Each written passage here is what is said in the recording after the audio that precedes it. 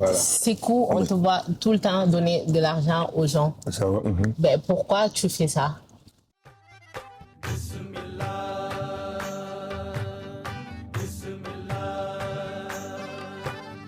Coucou la famille, aujourd'hui je suis avec Sekou Simbo Keita, vous le connaissez. Ouais, il fait des délires sur TikTok et tout, vous l'avez vu. Quel genre de délire je vais dire. Je vais le laisser se présenter. Voilà.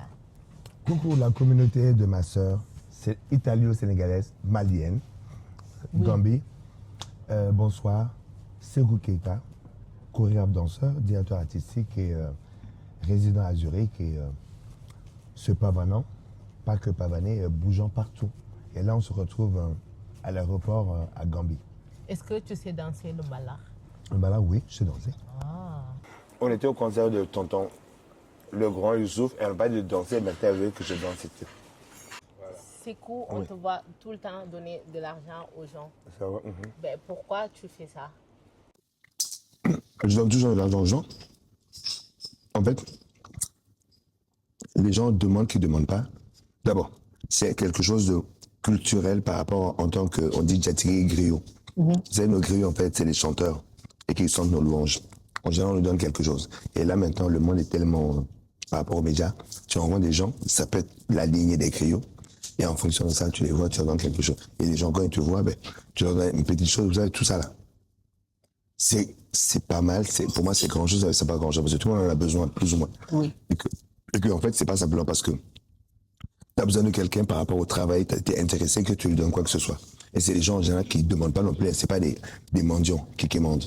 Et que quand je vois des gens partout que je peux leur donner un petit billet, pourquoi pas? C'est tout simplement ça. Mais les vidéos, le TikTok ou les médias fait que voilà, ça donne une ampleur. Oui, parce qu'on a vu des liasses comme ça que tu as donné. À qui? Ben, à Mariam. Ouais.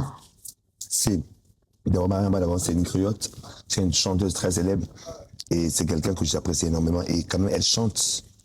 On ne peut pas payer quelqu'un à sa juste valeur d'abord dans la vie. Et en plus quelqu'un qui chante pour toi. L'Elias là, bon, j'ai ça il y a longtemps. C'est une façon de dire, elle chante tes louanges et comme elle chante tes ancêtres, elle chante pour toi et alors, en général en fait on leur donne de l'argent. Tu donnes de l'argent aussi aux gens qui chantent le chien. Mais toi, d'abord c'est pas une chaîne, c'est mes enfants. Ah bon? Ben voilà, c'est ses enfants. Me too. En fait, je pense que d'abord, qu'est-ce qui se passe? En fait, les chanteuses, quand elles chantent, je dis pas sur un concert normal, ça se fait pas beaucoup, mais les griottes, quand elles chantent sur toi, c'est pas tout le temps.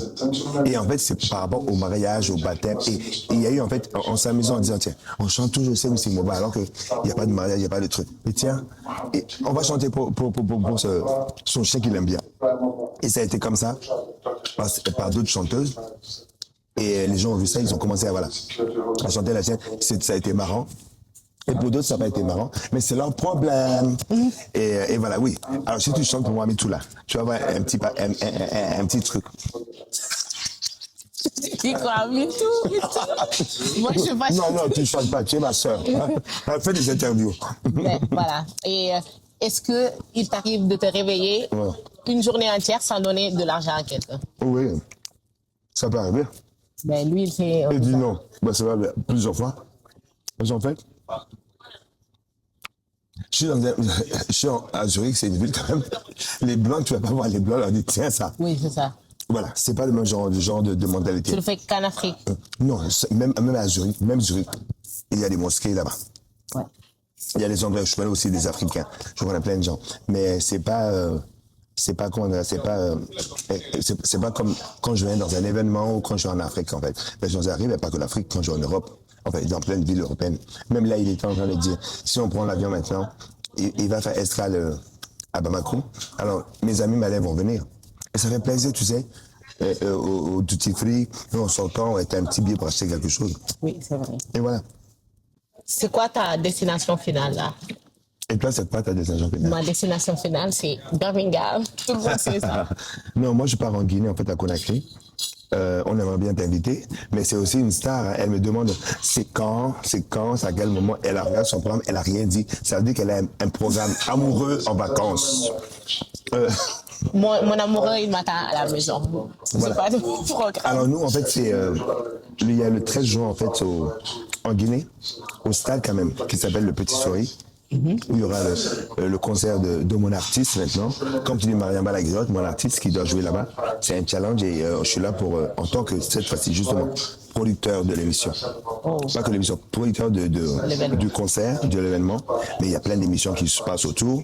Et que voilà. Et là, maintenant, c'est voilà. Même si Mariamba ne me donne pas de l'argent, je pense qu'on voilà, on est là quand même. On ne donne pas de l'argent à elle-même, c'est pour produire un beau spectacle. Et pour le peuple et pour tout le monde. Et voilà. Il faut venir massivement. Hein. Ça va être très très bien, je pense.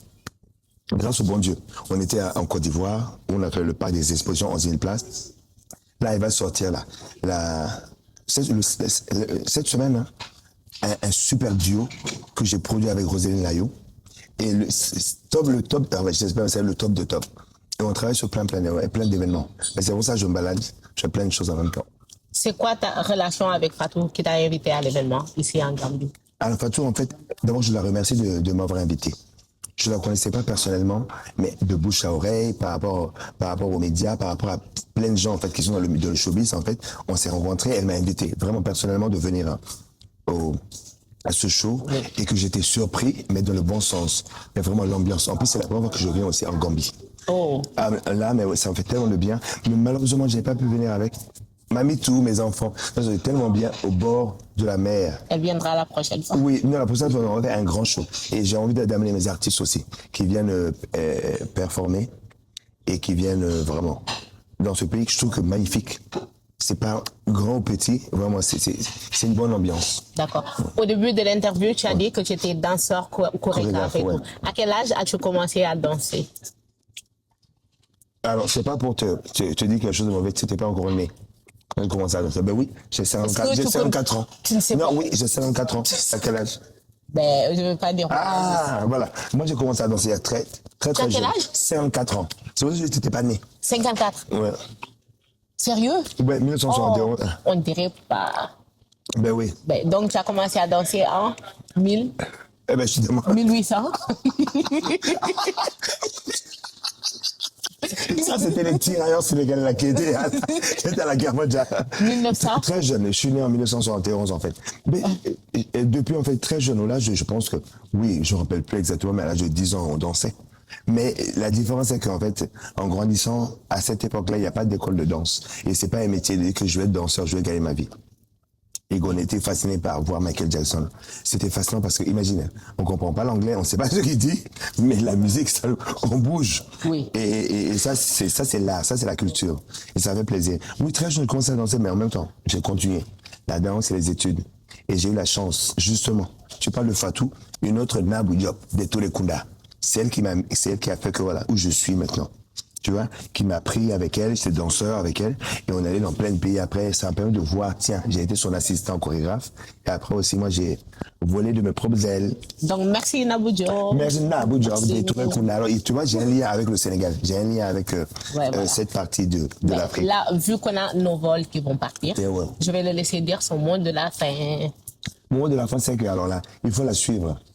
D'abord, c'est quelqu'un de très sympa. Alors, les gens qui sont sur TikTok comme ça, quand tu les vois, mais elle est timide, mais respectueuse. Et vraiment, ça n'était pas facile. Pas que je me la joue, hein. Soit je dors, mais j'ai tellement de choses à faire. Et elle change aussi de look, alors je ne sais pas qui c'est.